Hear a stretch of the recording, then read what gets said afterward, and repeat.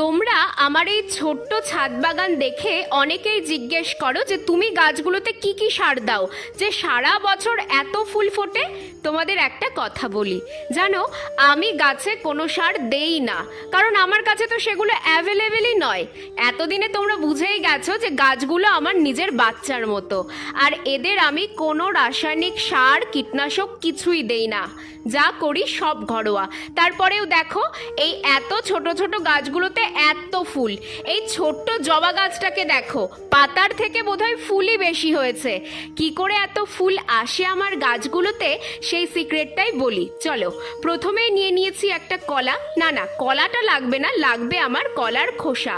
কলার খোসাতে থাকে প্রচুর পরিমাণে পটাশিয়াম, যা গাছে ফুল ও ফল আনতে খুব সাহায্য করে।